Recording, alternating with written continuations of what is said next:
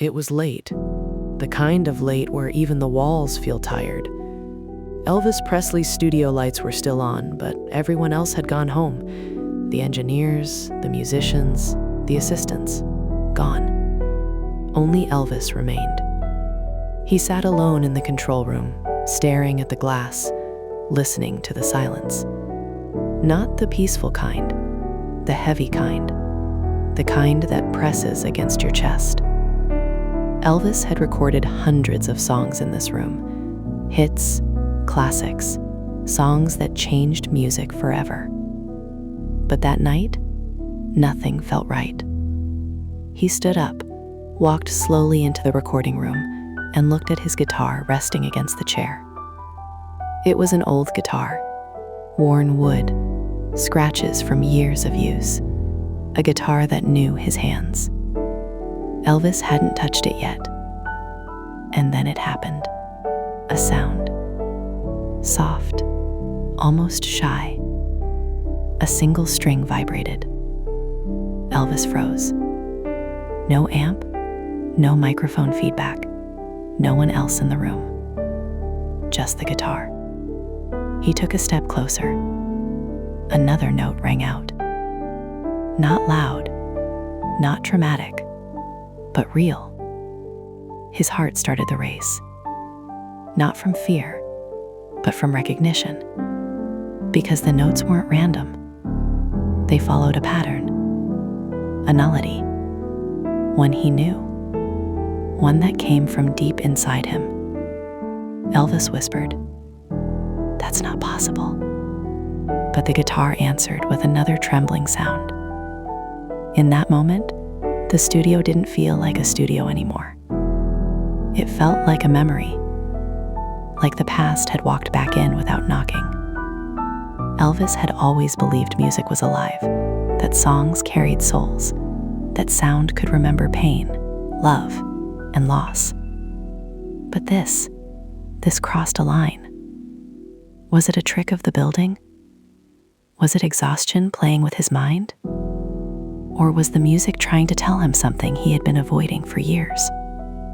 Elvis stood there, listening, unsure whether to pick up the guitar or leave the room before it played again. And what he decided next would change how he heard music forever. Why this guitar mattered more than fame. To understand why this moment shook Elvis so deeply, you have to understand where he was in his life. By this time, Elvis had everything the world could offer: money, fame, power. And yet, he felt empty. The crowds were loud, but his inner world was quiet. Too quiet. Music used to save him. As a poor boy, music was his escape. His voice was his shelter. His guitar was his closest companion. Before the movies, before the Las Vegas lights, before the pressure. Back then, when Elvis played guitar, it wasn't for applause. It was for survival. But now, every song felt controlled, polished, watched. He was no longer singing for himself. He was singing for contracts, schedules, expectations. And that guitar in the studio? It was one of the few things left from the beginning. It had been with him before the world decided who Elvis Presley was supposed to be. So when it made a sound on its own, it felt personal, almost accusing. Like the music was asking a question Elvis didn't want to answer. When did you stop listening to me? He touched the strings gently. They were still, silent now. But the feeling remained, a strange pull in his chest, as if the guitar wasn't haunted, but awake.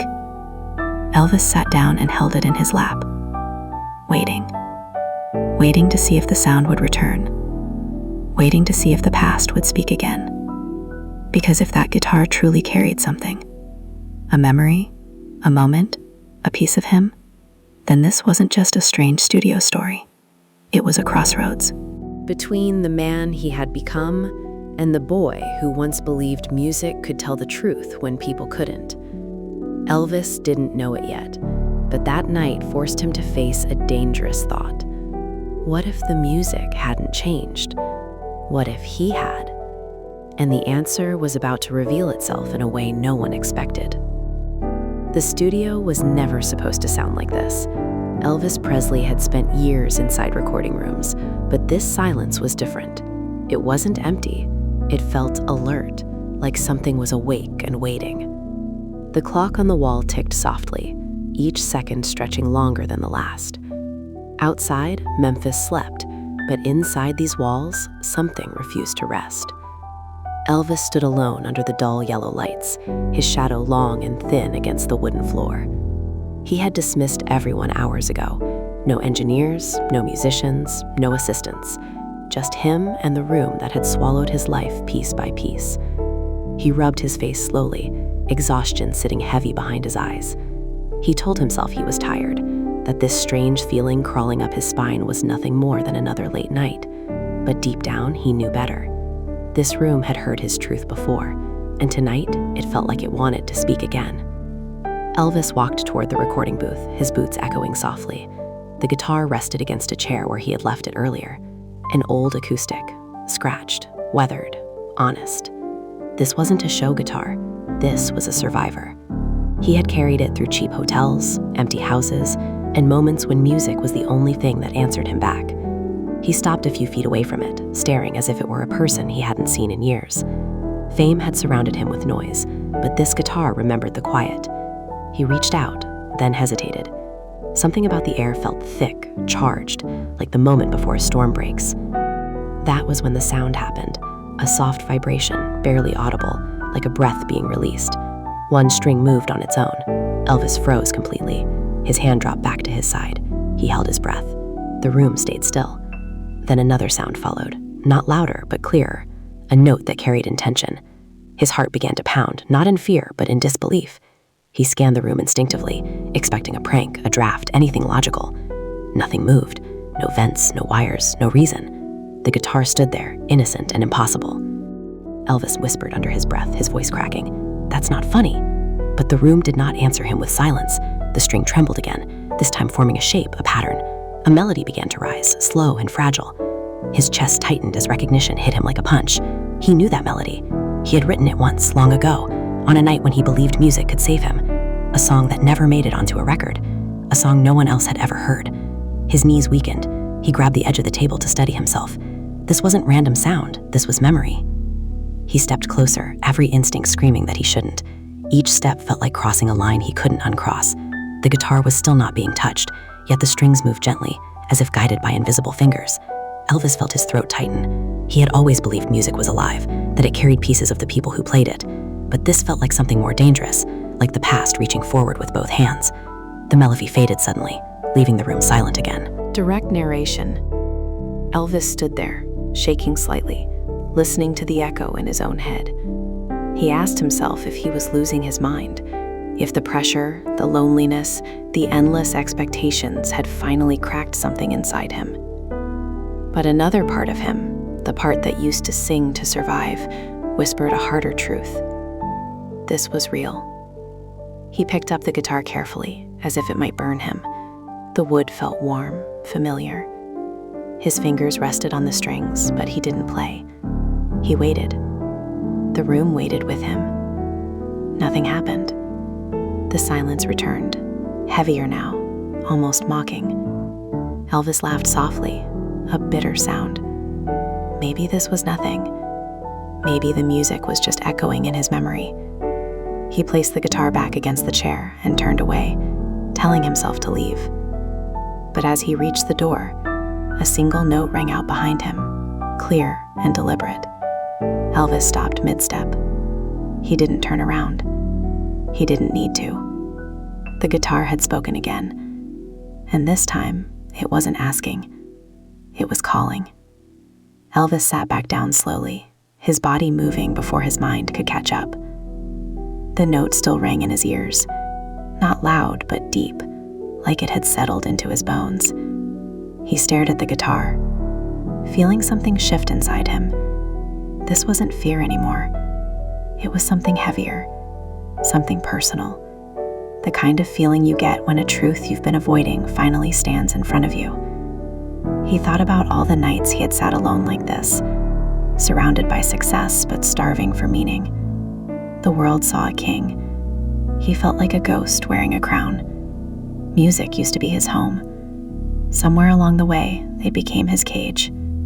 He remembered the first time he ever held a guitar. His hands were too small. The strings hurt his fingers. But he played anyway. He played because the sound made him feel less alone. Back then, music wasn't about perfection. It was about release, about telling the truth when words failed. The guitar in front of him now had been there for those early days. It had absorbed his fear, his hunger, his hope. If music could remember, this instrument remembered everything. Elvis leaned forward, resting his elbows on his knees. He spoke quietly, not knowing why. "What do you want from me?" The room didn't answer right away. The silence stretched again. Then the strings shifted softly, not forming a song this time, just a gentle hum, like acknowledgement. Elvis felt his chest tighten. He realized why this moment mattered so much. This guitar represented the version of himself he had buried to survive fame. The boy who believed music should hurt a little, because truth always does. The man he had become saying what people wanted to hear. The guitar seemed to reject that version of him. It wasn't playing hits. It wasn't playing polished melodies. It was pulling from places he had locked away. He picked it up again, this time holding it firmly, grounding himself. He strummed lightly. The sound echoed differently now, fuller, as if the room itself leaned in to listen. As he played, memories flooded back. Small rooms, cheap microphones, singing not to be famous, but to be understood. His voice shook as he hummed along, unsure if he was matching the guitar or following it. For a moment, it felt like the instrument was leading him, like it knew where the song needed to go. That realization sent a chill through him. What if this wasn't about sound at all? What if it was about choice? The guitar stopped responding suddenly, going completely still in his hands. Elvis frowned, confused. He played again. Nothing unusual, just wood and strings. The magic seemed gone. Frustration flared in his chest. "Don't do that," he said sharply, then paused, surprised at himself. He sounded like someone arguing with a person, not an object. He set the guitar down harder than before. The room felt colder now, distant, as if something had pulled away.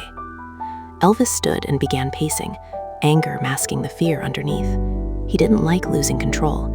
He didn't like being reminded of who he used to be. Fame had taught him how to perform, not how to feel. And this guitar was dragging him backward, toward truths he had learned to silence. Just as he reached the far wall, the guitar played again, louder this time, clearer. The melody returned, unfinished, waiting.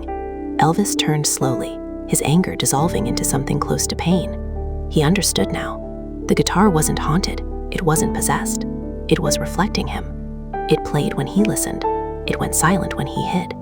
This wasn't a ghost story. It was a mirror.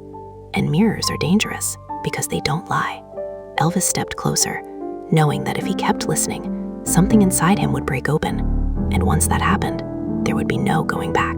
Elvis stayed in the studio long after midnight, but time no longer moved the way it used to. The outside world felt distant, unreal, like a rumor he once heard but no longer believed. The guitar sat in front of him, quiet now, but not empty. It felt charged, as if it was holding its breath. Elvis leaned back in the chair and closed his eyes for a moment, hoping exhaustion would explain everything. But the silence only grew louder. The studio had changed. Or maybe it hadn't changed at all. Maybe it was simply revealing what had always been there. He opened his eyes and looked around slowly.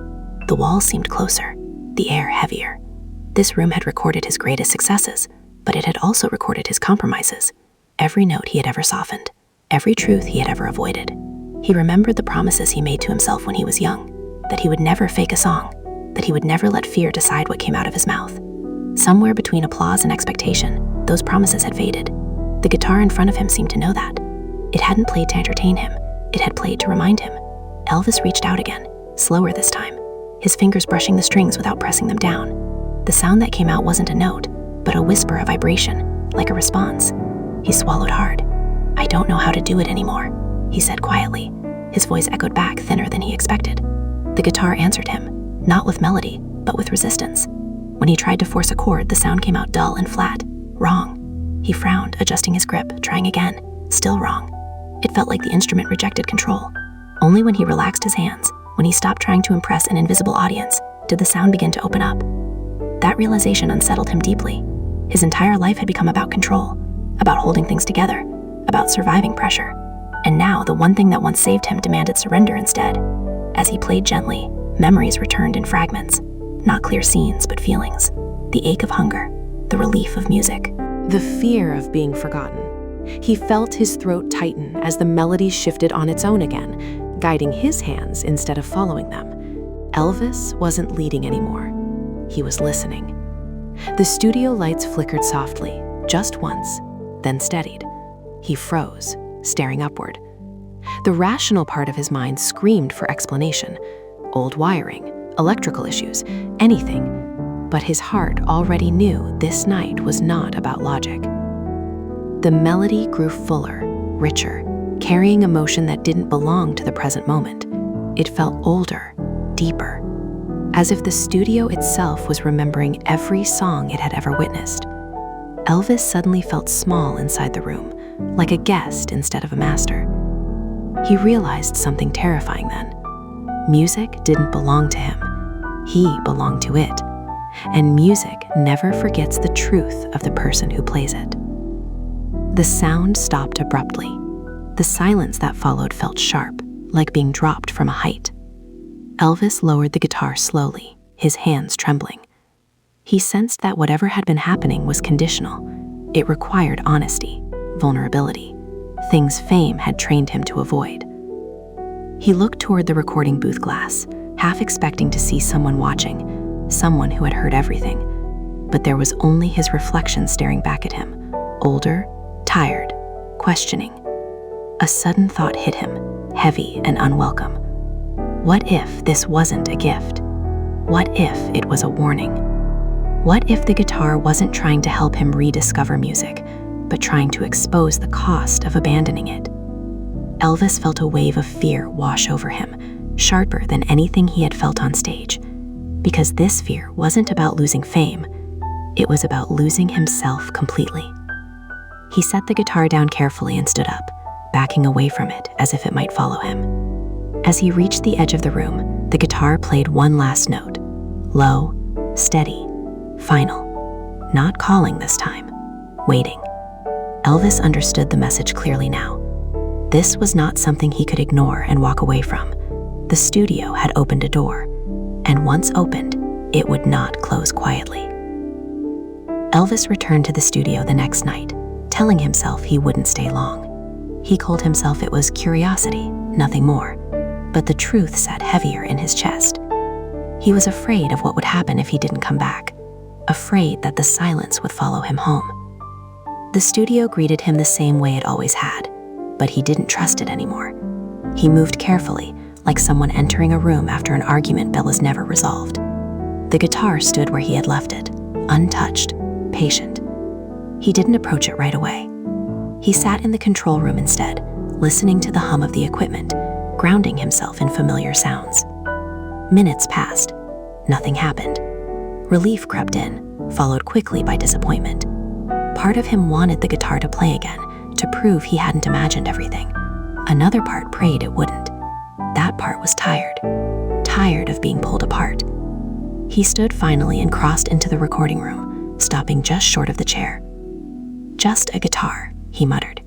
Just wood and strings. He reached for it decisively, almost aggressively, as if daring it to respond. The moment his fingers wrapped around the neck, the strings vibrated sharply. Not melodic, not gentle. It startled him enough that he almost dropped it. The sound felt tense, strained, like a warning. Elvis felt irritation rise. "Don't play games with me," he said aloud. The guitar answered by going completely still. He laughed harshly, shaking his head. "That's more like it." He sat down and began to play one of his famous songs, strong and confident, the way audiences loved. The sound filled the room, but something felt hollow. The guitar followed his lead, obedient, lifeless. Halfway through the song, the sound collapsed. A string went flat. The rhythm broke apart. Elvis stopped abruptly, staring down in disbelief. The guitar felt wrong in his hands again, heavy and resistant. He adjusted the tuning, tried again. Same result. Frustration surged. This had never happened before, not like this. It felt personal, like rejection. He slammed his hand lightly against the body of the guitar, immediately regretting it. The room seemed to recoil. The air grew cold. Elvis stood up suddenly, pacing. "Fine," he said. "You want honesty?" He stopped moving, his voice lowering. "I don't know who I am anymore." The words escaped before he could stop them. The admission hung in the air, fragile and exposed. Slowly, the guitar responded, not with sound, but with warmth. He felt it even from a distance. The tension in his chest eased slightly. He sat back down, calmer now, humbled. This time, when he played, he didn't choose a song. He let his fingers wander. The melody that emerged was raw and uneven, filled with pauses and imperfections. The guitar came alive under his hands, resonating deeply, guiding him forward. Elvis felt tears gather in his eyes, surprising him. He hadn't cried in years. The sound built slowly, not loud, but honest. It wasn't a performance. It was a confession. As the last note faded, Elvis realized something that terrified him more than the mystery itself. The guitar only played when he stopped pretending. Control had kept him safe, but it had also kept him silent. And if he continued down this path, there would be consequences. Not just for his music, but for the life he had built around the lie of perfection. He looked at the guitar, breathing hard, knowing this was no longer about a strange studio moment. This was about whether he was brave enough to let the truth ruin him.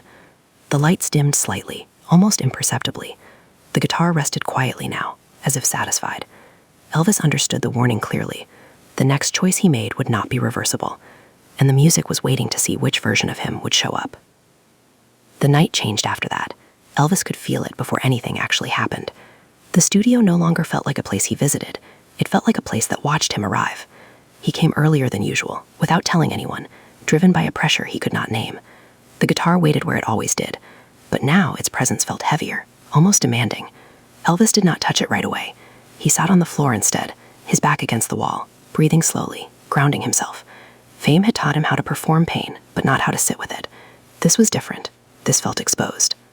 When he finally picked up the guitar, the response was immediate. Not loud, not dramatic, but alive. The strings vibrated softly, as if greeting him. Elvis closed his eyes and let his fingers rest where they wanted to go. He didn't plan a melody. He didn't chase one. He simply allowed sound to exist. The notes that emerged were raw and uneven, filled with hesitation. They reminded him of mistakes he never fixed, words he never said, apologies he never made. His throat tightened as the music pulled deeper. Then something shifted. The melody changed direction on its own. The guitar began to lead him somewhere unfamiliar. Elvis tried to follow, but the sound resisted when he forced it. The harder he tried to control the rhythm, the more chaotic it became. His frustration rose sharply. "No," he whispered, shaking his head. But the guitar continued, insisting. A sudden realization struck him with painful clarity. The music was not interested in who he wanted to be anymore. It was reaching for who he actually was. Memories surfaced without warning, moments he had buried under applause and success, being told to soften a lyric, to change a line, to smile when he wanted to scream.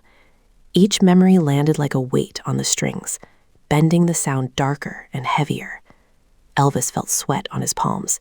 His breathing quickened. This wasn't nostalgia. This was confrontation. The guitar pressed forward, pulling a melody that felt almost too honest to survive. Suddenly, the studio lights dimmed again, this time noticeably. Elvis opened his eyes, startled. The room seemed to lean inward, shadows stretching unnaturally long. The guitar played louder now, fuller, as if the space itself was amplifying it. Elvis stood abruptly, the chair scraping loudly against the floor. "Stop," he said, his voice cracking. The sound did not stop. Panic flared. This was no longer something he could manage. The music wasn't asking permission anymore. He backed away, heart pounding, as the melody continued without his hands. The guitar rested against the chair, untouched, playing itself again. The notes grew intense, layered with emotion he could barely breathe through. Elvis felt a deep, almost physical pain in his chest. This wasn't fear of the unknown. This was fear of truth. the studio echoed with a song that sounded like everything he had sacrificed to stay loved. Then, just as suddenly, the sound cut off. Silence slammed into the room. Elvis dropped to his knees, gasping, his hands shaking uncontrollably. Tears streamed down his face, uninvited and unstoppable. He hadn't broken down like this in front of anyone in years, but no one was watching. No one except the walls, the room, the guitar. In that silence, Elvis understood the line he had crossed. The music had taken control because he had surrendered something deeper. He had allowed himself to feel without protection. There was no going back to polite songs now, no returning to safe performances. The guitar had exposed him completely. He wiped his face slowly, knowing the next step would demand more than courage. It would demand loss. And once the music asked for that price, he wasn't sure he could refuse. Elvis did not sleep after that night. He lay awake staring at the ceiling, the melody repeating endlessly in his head. It wasn't catchy, it wasn't clean, but it was honest in a way that terrified him. By morning, he felt hollowed out, as if something essential had been pulled to the surface and left there. He returned to the studio again, not because he wanted to, but because avoiding it felt worse. The guitar greeted him with silence this time, not rejection, expectation. He sat down slowly, aware that this session felt different. There was no mystery left now, no wondering whether it was real. What remained was choice. Direct narration, Elvis picked up the guitar and immediately felt the weight of it, heavier than before. When he strummed, the sound was low and restrained, waiting. He realized the music would not lead him this time. It wanted him to decide. Elvis began to sing. Not loudly, not confidently.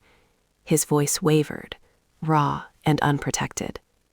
He sang about loneliness, about being seen and never known, about wearing a crown that pressed too hard against his skull.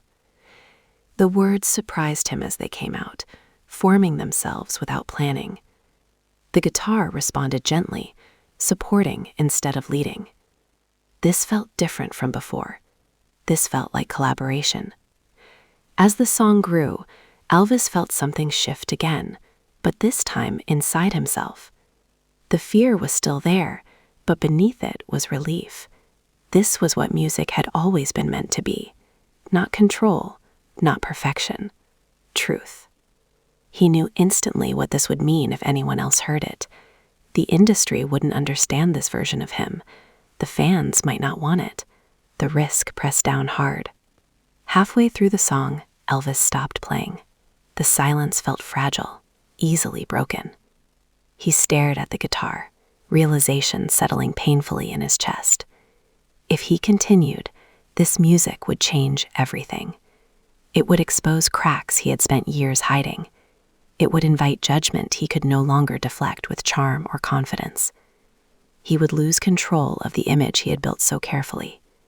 He stood and paced, running a hand through his hair. "This could ruin me," he said aloud. The guitar did not respond. It didn't argue. It didn't reassure him. It simply waited. That was the hardest part. The decision was entirely his. Elvis returned to the chair slowly, sitting back down. His hands trembled as he placed them on the strings again. He finished the song. The last note lingered, trembling, then faded naturally into silence. The studio remained still. No lights flickered. No strings moved on their own. Nothing supernatural followed. And yet, Elvis felt changed more than he ever had. He had crossed the real point of no return, not because the guitar played itself, but because he allowed himself to be heard honestly, even if only by the room. He set the guitar down carefully and leaned back, exhausted. The cost was clear now. He could never pretend again. Whether or not the world accepted it, the music had set a new standard inside him. He understood that the guitar didn't want fame or legacy. It wanted truth preserved. As Elvis turned off the studio lights, one quiet thought settled in his mind, heavy and undeniable. This music would not stay hidden forever, and when it surfaced, it would force everyone, including himself, to decide who Elvis Presley really was. The song did not stay in the studio. Elvis tried to tell himself it would. He tried to believe that some things could remain private, sealed inside the walls that had witnessed them. But truth has a way of leaking through cracks. A few days later, during a routine session with trusted engineers, Elvis brought the guitar back into the room. He didn't explain why this instrument mattered more than the others. He didn't need to. Something in his posture told them this was different. When he sat down and began to play, the room shifted in a way that could not be ignored. The song poured out of him, rough and unfinished, stripped of polish. His voice carried a weight no one in the room had heard before. It wasn't powerful in the usual way. It was vulnerable. The engineers exchanged glances, unsure whether to interrupt. No one did. The guitar did not play itself this time. It didn't need to. Elvis was finally doing what it had demanded.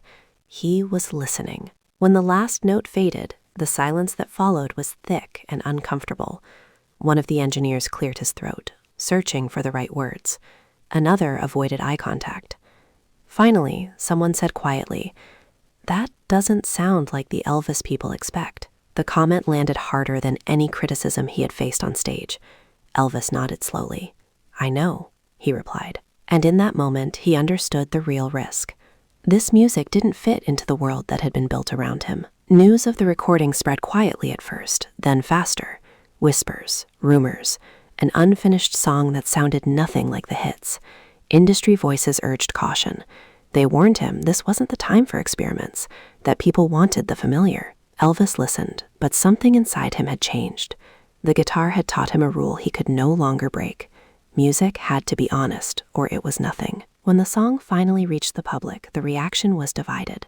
Some listeners were confused, others uncomfortable, but many heard something they had been waiting for without realizing it. They heard a man, not a symbol, a voice cracking under the weight of its own truth. Letters poured in. Some thanked him, some accused him of losing his edge. Elvis read them all. He felt exposed, but lighter than he had in years. Late one night, he returned to the studio alone again. The guitar waited quietly. He picked it up, expecting nothing. This time, it did not move on its own. It didn't need to. Its purpose had been fulfilled. Elvis smiled faintly, a tired but genuine expression. He realized then that the mystery was never about a haunted instrument. It was about a man being pushed toward himself. The guitar had played when he was silent. It had waited when he lied. And it had gone quiet only when he finally spoke the truth. Elvis set it down gently, knowing this chapter was closing. But the echo of that night would follow him far beyond these walls, because once the world hears the truth, it cannot be unheard, and neither can the person who finally dared to sing it. Years later, long after the studio lights had dimmed for the last time, people would talk about that guitar. Stories would grow around it, shaped by distance and imagination. Some would say it was haunted. Others would call it a myth, a tired legend exaggerated over time. But those who truly listened understood something deeper. The guitar didn't play itself to frighten anyone. It played to preserve something fragile. Elvis's later music carried a different weight. Even when the songs were loud, something quiet lived beneath them, a vulnerability that couldn't be erased. Critics noticed. Fans felt it, even if they couldn't explain why. There was a sense that the man behind the voice was closer now, less hidden. The performances felt less perfect, but more real, and that reality connected in ways polish never could. The guitar remained mostly untouched after that period. Not out of fear, but respect. It had done its work. Those close to Elvis noticed how he spoke about music differently in his final years. Not as a product, not as an obligation, but as a responsibility. He believed songs carried pieces of the people who created them, and that abandoning truth damaged both the artist and the listener. When Elvis was gone, the guitar stayed behind as an object, silent and ordinary to the eye. But silence does not mean absence. Every scratch in its wood, every worn string, held memory. The studio that once echoed with impossible sound now stood as proof that music is not just vibration. It is intention. It is honesty. It is the courage to let yourself be heard, even when it costs you comfort. Listeners who discover that final, raw recording years later often describe the same feeling, a strange closeness, as if Elvis was speaking directly to them, without the distance of fame. That was the real legacy of the night the guitar played itself. Not mystery, not spectacle, but a reminder. Music listens back. It reflects who you are when no one is watching, and it waits patiently for the moment you stop pretending. The guitar never needed to play itself again. It had already taught the lesson, that when truth is ignored, it finds another voice. And when truth is finally spoken, even the quietest room remembers it forever.